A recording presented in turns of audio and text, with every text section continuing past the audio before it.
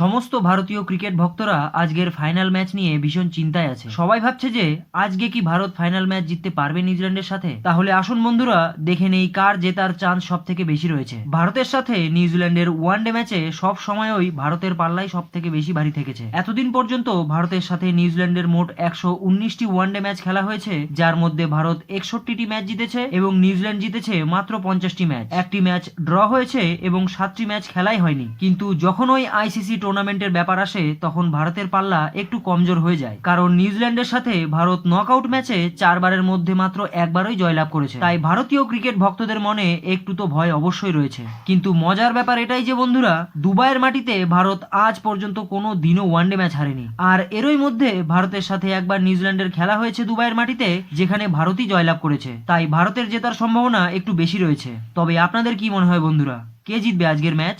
নিচে কমেন্ট করে অবশ্যই জানাবেন।